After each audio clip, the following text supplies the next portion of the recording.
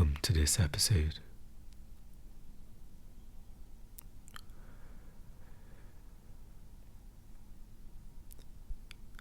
I saw this morning in my YouTube subscriptions that there is going to be a new Eckhart Tolle video series, and you can find that on his YouTube channel, and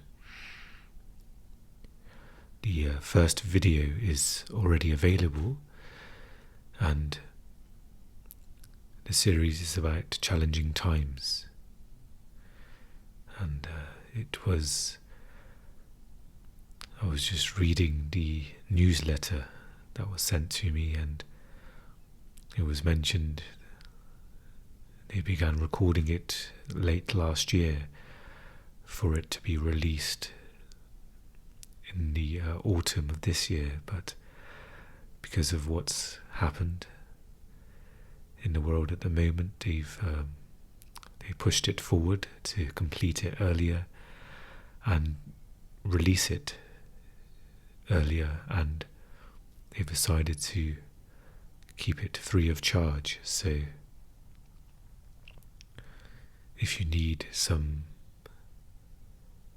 more guidance, some advice, some encouragement in your practice, then that may be a good place to start as well. I certainly will be watching the video series also, and of course I will pass on whatever's absorbed and comes up in these recordings. And this is almost the basis of the recordings, really. It's what I've read and what I've watched, and it's more of a passing on of pointings and help versus me creating original content. So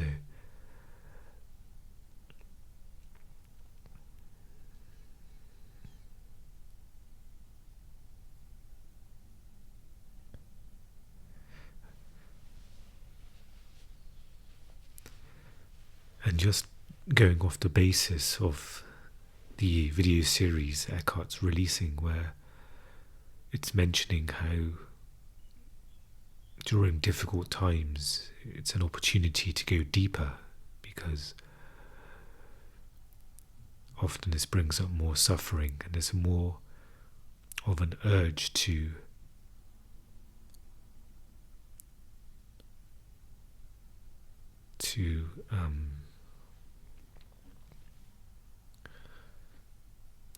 remove suffering.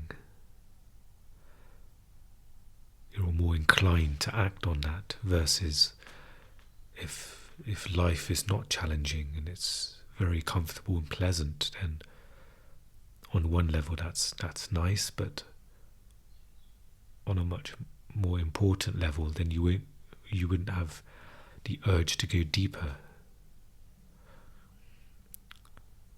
So for me, my challenge currently is my physical health. My energy has been extremely low in these past 4 or 5 days, and I'm using that as an opening to go deeper.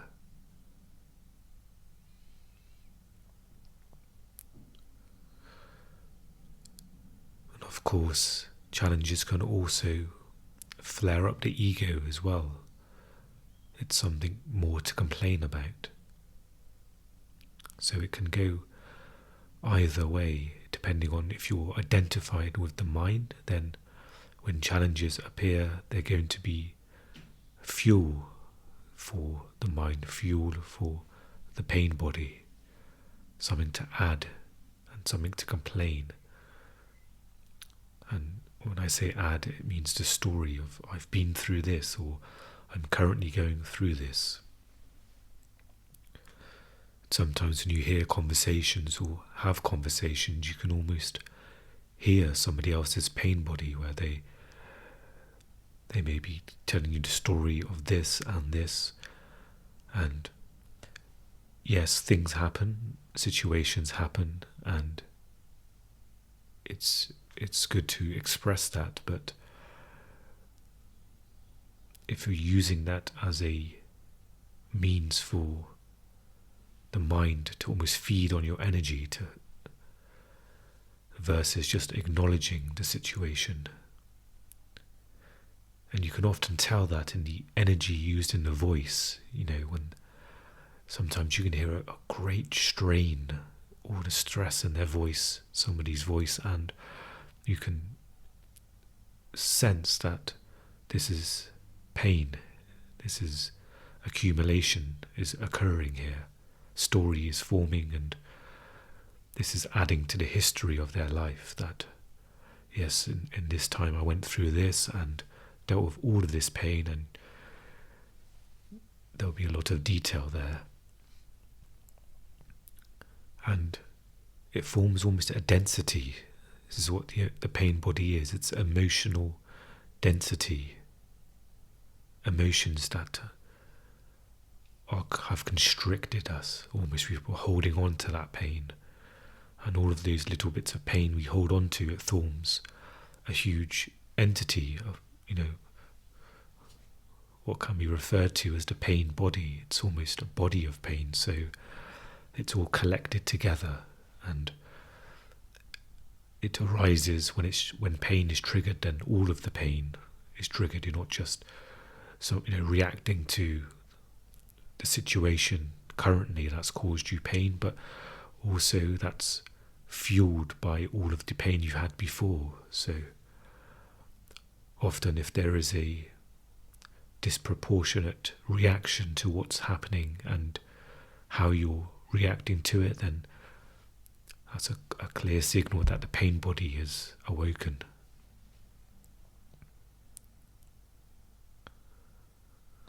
So maybe if they're, sure everyone is having challenges in their life, so perhaps that's something to be aware of, that yes, you can react to the challenges and complain and create a story out of them, or you can also deepen, surrender even more.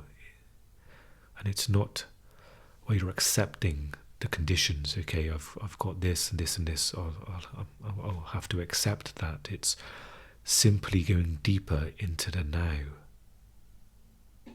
Right now, okay. So for me right now, my energy is low, okay. And that's how it is in this moment. And you can just feel the heaviness.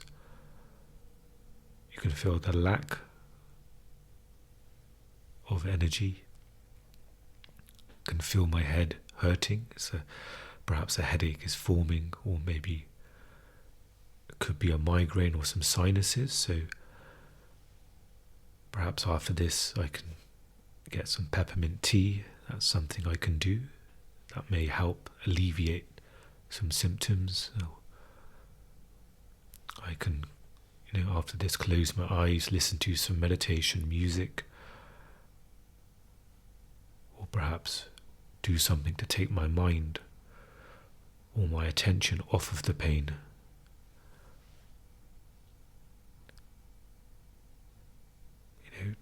Tay almost, Thich Nhat Hanh talks about when these emotions come, you're almost greeting them, you're welcoming them.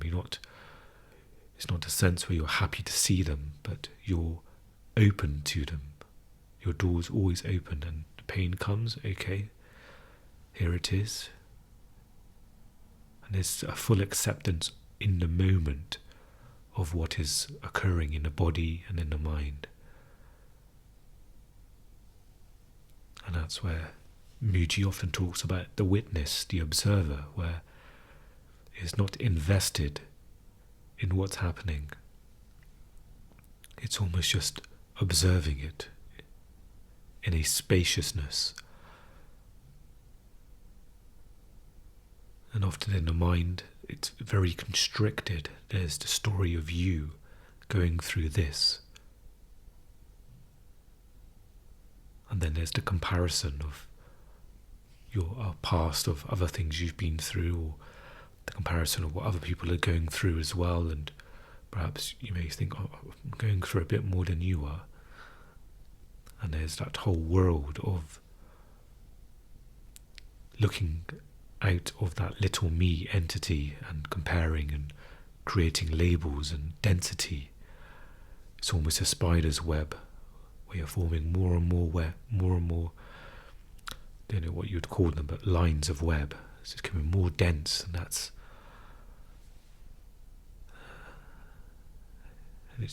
there's tension there as well, with the mind stretching. And simply stepping into the now, you're dropping all of that.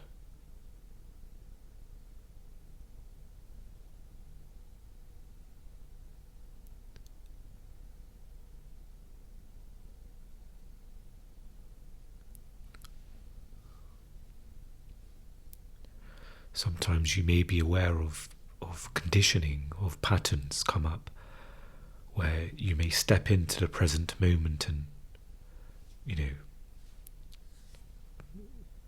be in the moment, and then you may notice familiar thoughts of the mind come up. And it could be about anything.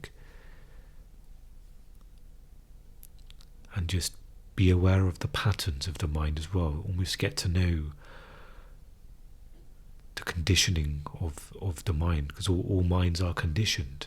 They're almost sponges that have absorbed lots of knowledge and habits and labels and different wiring of how it associates this to this, and it's a huge complex mental infrastructure of all of these associations. So it's something to be aware of, that you can almost catch it in the act. Oh, there's that thought again about this, and which always comes up when I'm trying to be present, or if I've been present for a while, then eventually the mind will wake up and try and take back control or try and insert itself, and it may feed you a nice thought that you often go to. And it could be something comforting as well, some sort of fantasy or a comforting thought you have that just, it's quite insidious. It just goes under the radar, and then before you know it, you're already out of the moment.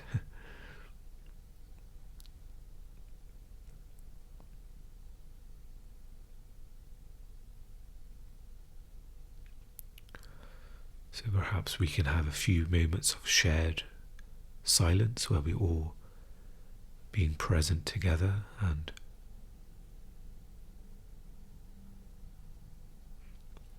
in this moment there is you, the listener, there's me here as well, and other listeners, so we can all almost just have a collective shared present moment.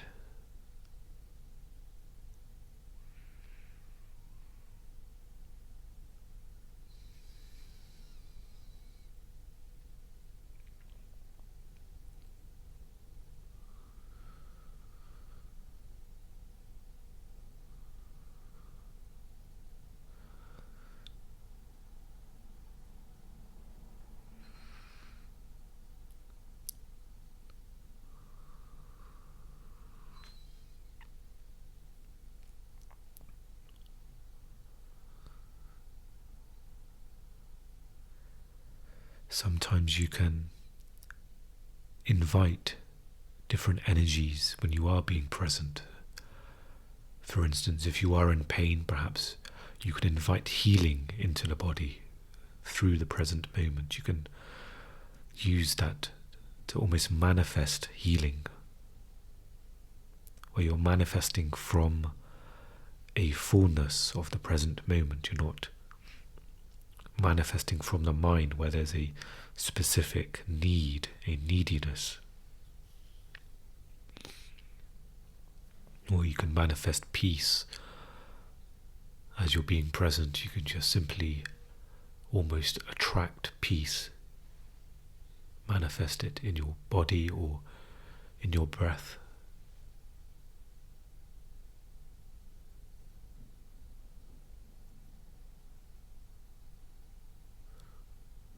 Perhaps relax the face and the eyes, and just allow peace to settle on you.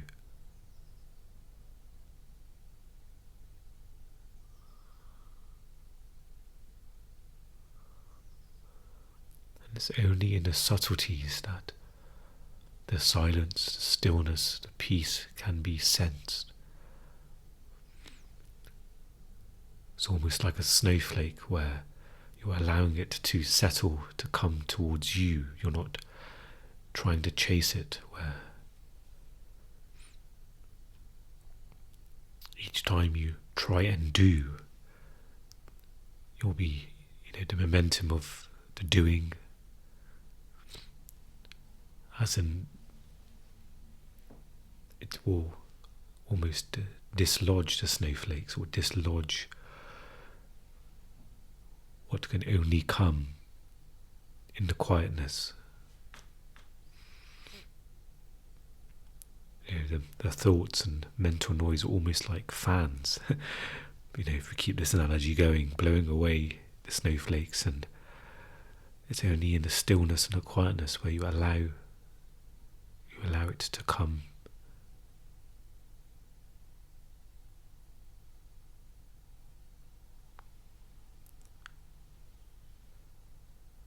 And there it is.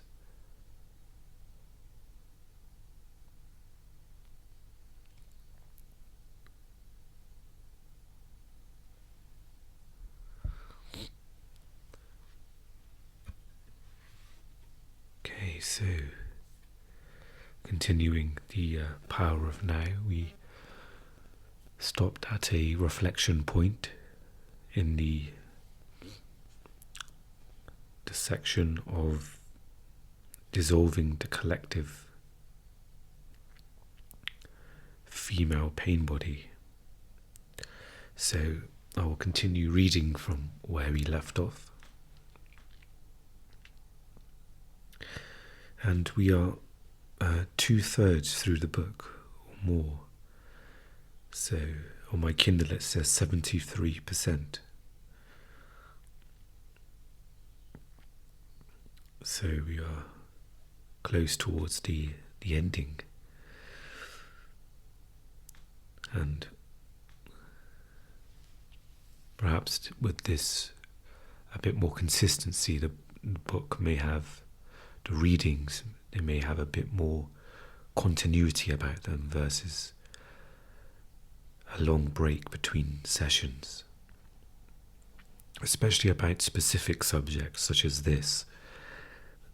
I will try and continue a bit more continuity with these chapters as we go.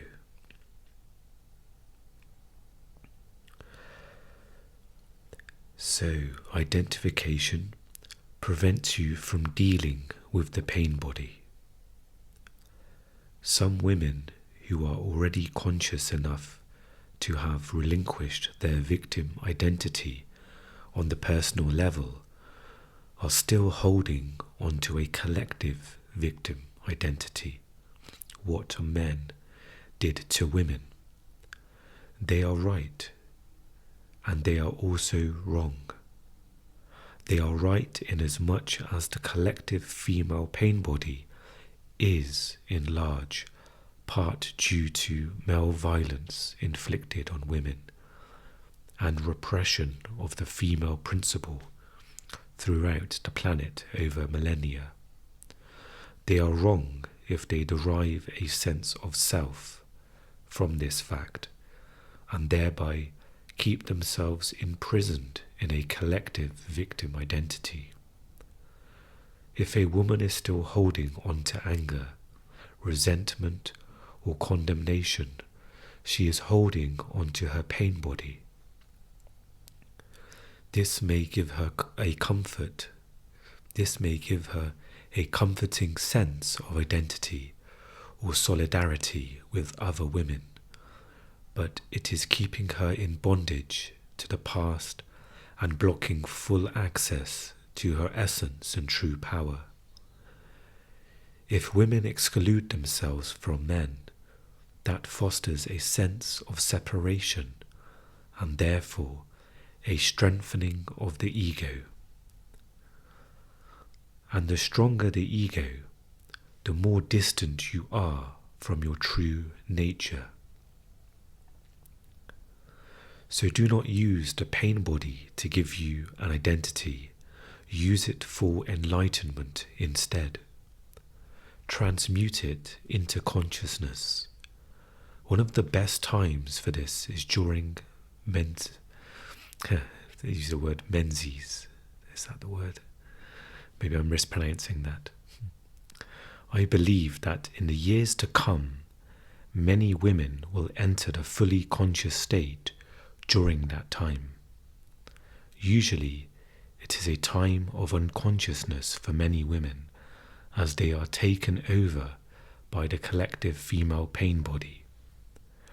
Once you have reached a certain level of consciousness, however, you can reserve this, so instead of becoming unconscious, you become more conscious. I have described the basic process already, but let me take you through it again, this time with special reference to the collective female pain body. When you know that the menstrual flow is approaching, before you feel the first signs of what is commonly called premenstrual tension, the awakening of the collective female pain body, become very alert and inhabit your body as fully as possible.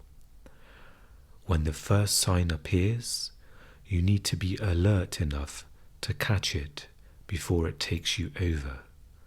For example, the first sign may be a sudden, strong irritation or a flash of anger, or it may be a purely physical symptom. Whatever it is, catch it before it can take over your thinking or behavior. This simply means putting the spotlight of your attention on it. If it is an emotion, feel the strong energy charge behind it. Know that it is the pain body. At the same time, be the knowing. That is to say, be aware of your conscious presence and feel its power. Any emotion that you take your presence into will quickly subside and become transmuted. If it is a purely physical symptom, the attention that you give it will prevent it from turning into an emotion or a thought. Then continue to be alert and wait for the next sign of the pain body. When it appears, catch it again in the same way as before. Later, when the pain body has fully awakened from its dormant state, you may experience considerable turbulence in your inner space for a while, perhaps for several days. Whatever form this takes, stay present. Give it your complete attention. Watch the turbulence inside you. Know it is there. Hold the knowing, and be the knowing. Remember, do not let the pain body use your mind and take over your thinking. Watch it. Feel its energy directly inside your body. As you know, full attention means full acceptance. Through sustained attention and thus acceptance, there comes transmutation. The pain body becomes transformed into radiant consciousness, just as a piece of wood, when placed in or near a fire, it itself is transformed into fire. Menstruation will then become not only a joy, not only a joyful and fulfilling expression of your womanhood, but also a sacred time of transmutation.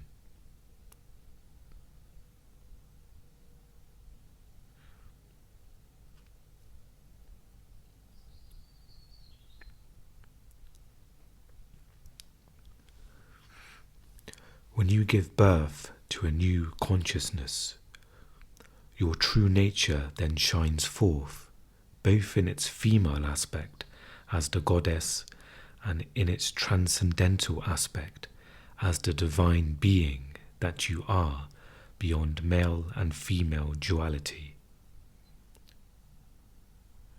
If your male partner is conscious enough, he can help you with the practice I have just described by holding the frequency of intense presence, particularly at this time. If he stays present whenever you fall back into unconscious identification with the pain body, which can and will happen at first, you will be able to quickly rejoin him in that state. This means that whenever the pain body temporarily takes over, whether during menstruation or at other times, your partner will not mistake it for who you are. Even if the pain body attacks him, as it probably will, he will not react to it as if it were you, withdraw, or put up some kind of defense. He will hold the space of intense presence. Nothing else is needed for transformation. At other times, you will be able to do the same for him, or help him reclaim consciousness from the mind by drawing his attention into the here and now, whenever he becomes identified with his thinking. In this way, a permanent energy field of a pure and high frequency will arise between you. No illusion, no pain, no conflict, nothing that is not you, and nothing that is not love can survive in it. This represents the fulfillment of the divine, transpersonal purpose of your relationship. It becomes a vortex of consciousness that will draw in many others.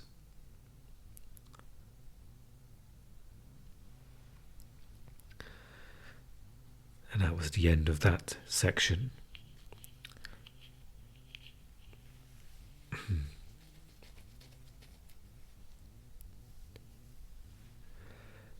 So the next section is titled, Give Up the Relationship with Yourself. And it starts with a question. When one is fully conscious, would one still have a need for a relationship? Would a man still feel drawn to a woman? Would a woman still feel incomplete without a man? Enlightened or not, you are either a man or a woman. So on the level of your form identity, you are not complete. You are one half of the whole. This incompleteness is felt as a male-female attraction, the pull towards the opposite energy polarity, no matter how conscious you are. But in that state of inner connectedness, you feel this pull somewhere on the surface or periphery of your life. Just to add a note to this first few lines,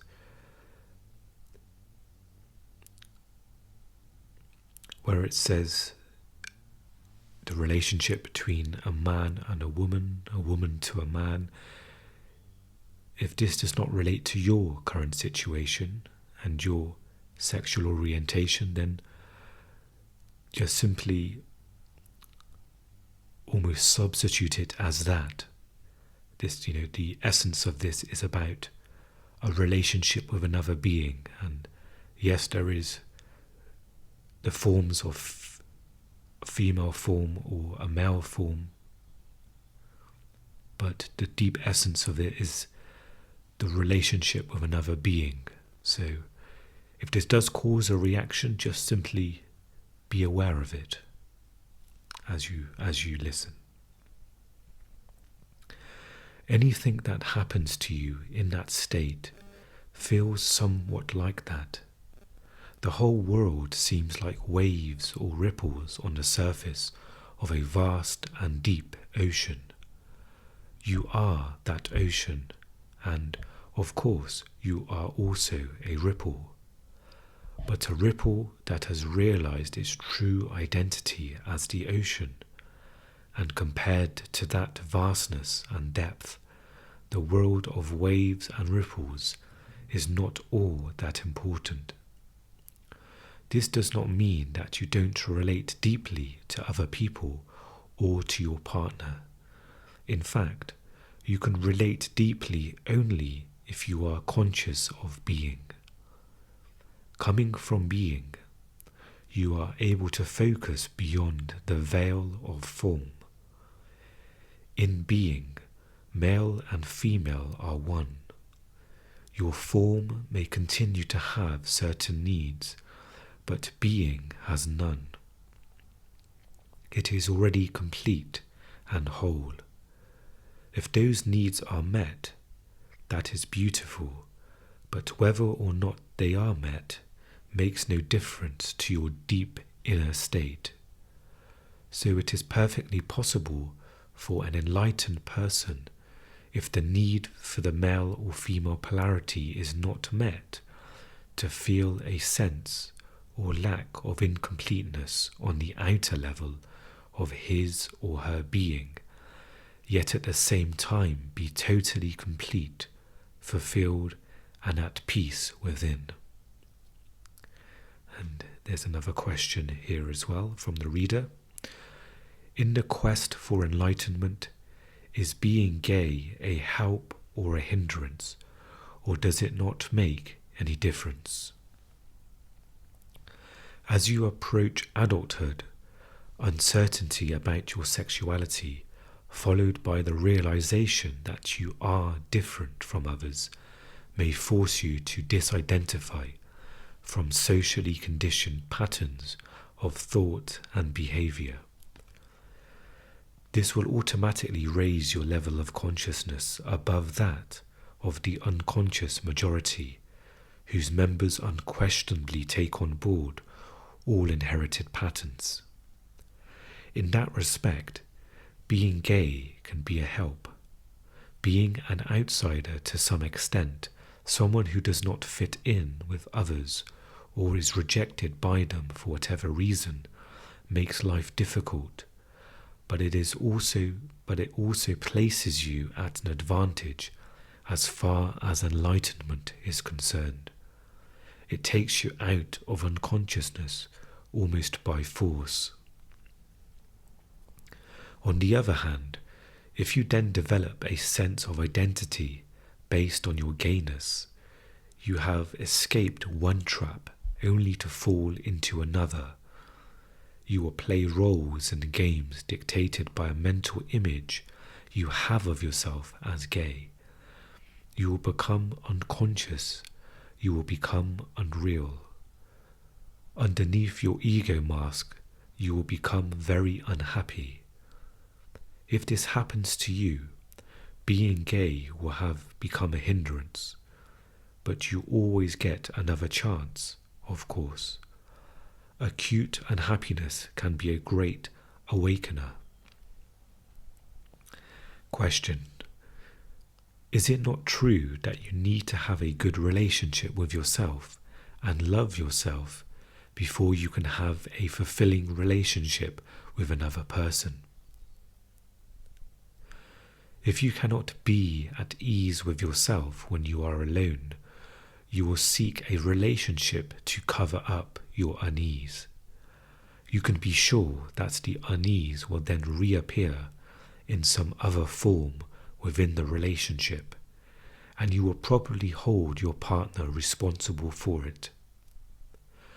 All you really need to do is accept this moment fully.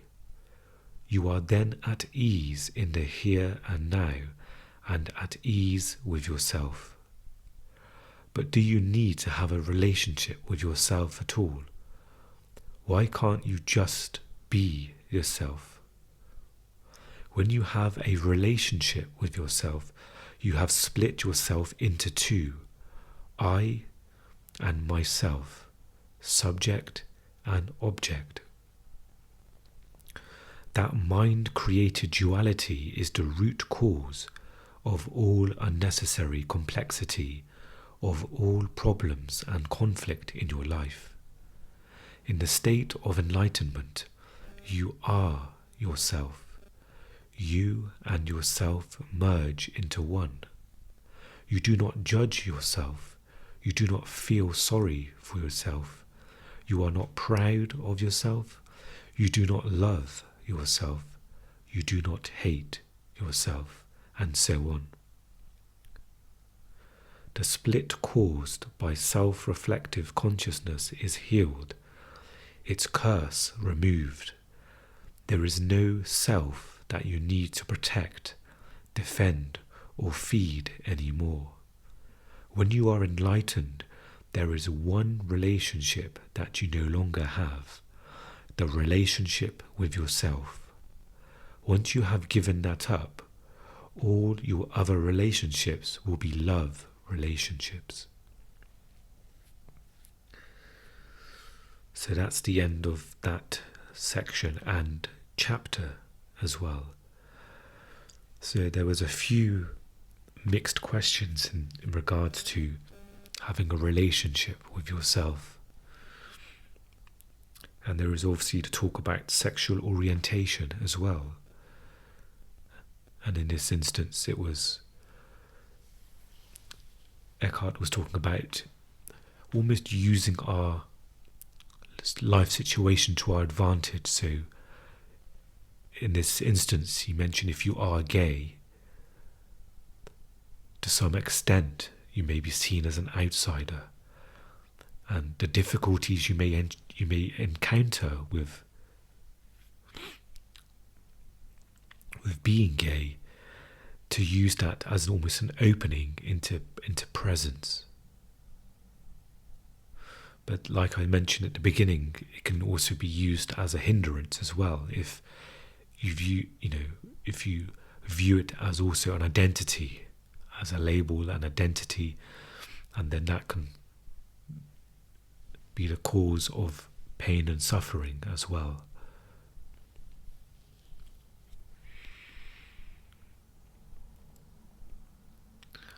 So what stood out to me was the not having a relationship with yourself, which I feel it can sound strange at first, because we are always taught to always,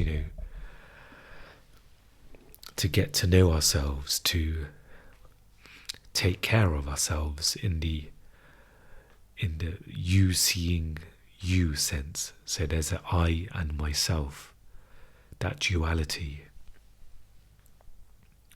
And we often read about it today in various articles about loving yourself, and in some ways they are right and wrong, as Eckhart mentioned in the book. If you're seeing it on a mind level of there's you and there's yourself, then that's when there'll be unnecessary complexities and challenges. But if you see it as one, then all of that simplifies.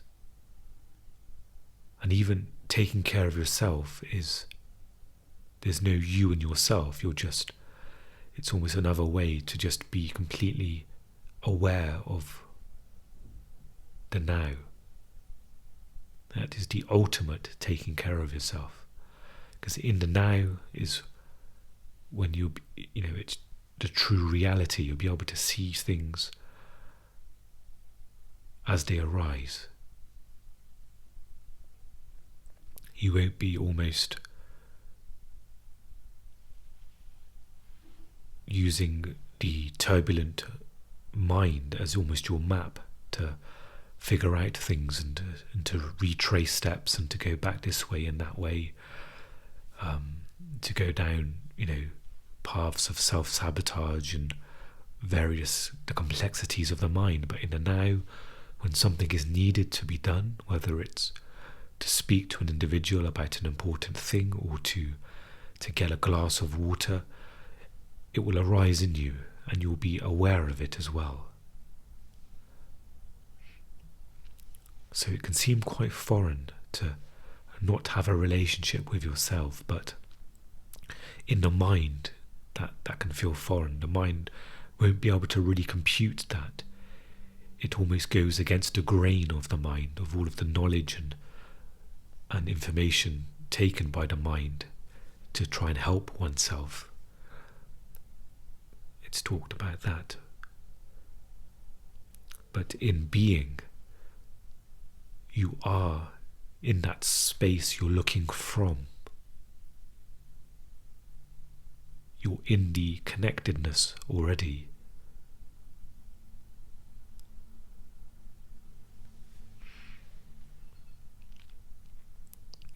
I think Mooji uses the example of a knife.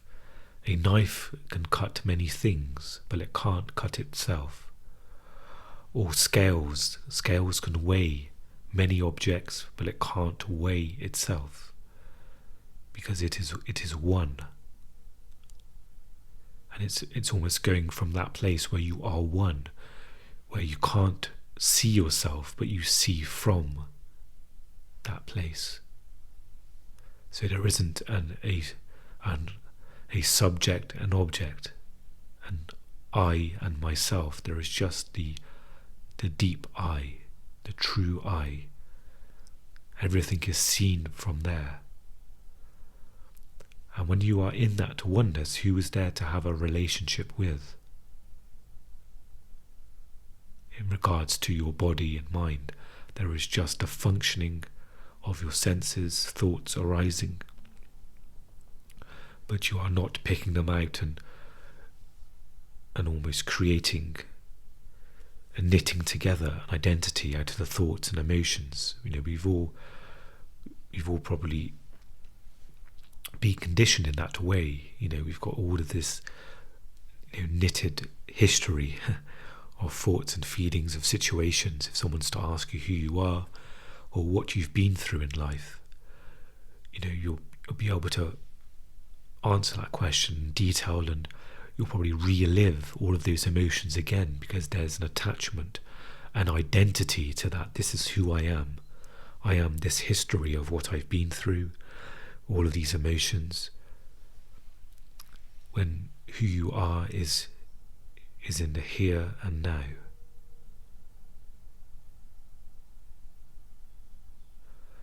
And so when it comes to a relationship, the relationship happens when you are in your essence and you are connecting to the other person's essence.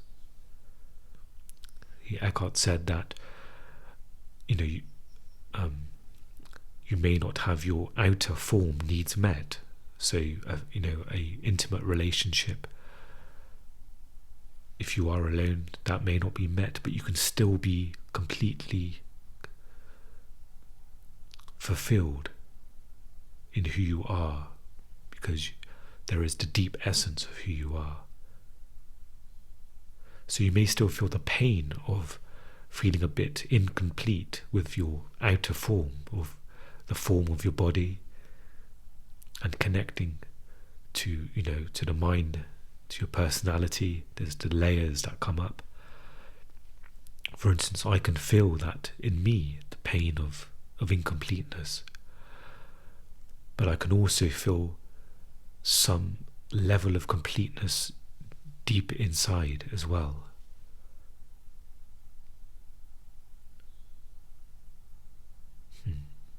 So it can feel quite paradoxical talking about this.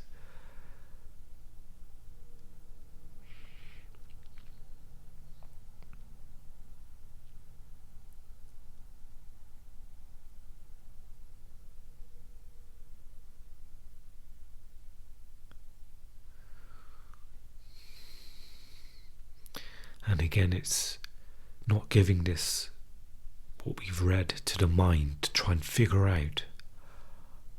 So, the mind tries to figure out, well, do I need a relationship? Do I need to become spiritual first? Or do I need, it's all starting from the now and understanding your nature. and everything becomes simplified because the mind there is no figuring out in some ways. There is just a here and now. The essence of who you are is the essence of every living thing. And it seems like things just align. Even deeper than understanding, things just align, and you're simply in the unfolding of life. And in some ways you don't have to worry about relationships, because that will become in the unfolding of life. You can obviously attract things and manifest things you want in your life, but life takes care of life. When a relationship comes,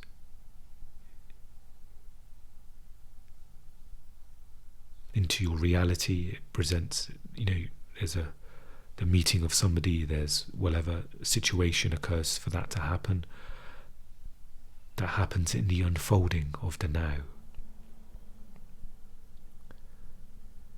Which is why this is so liberating, because, how liberating is it to know that life is taking care of life?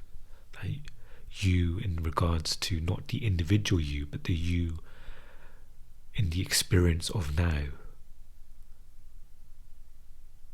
it's all being taken care of.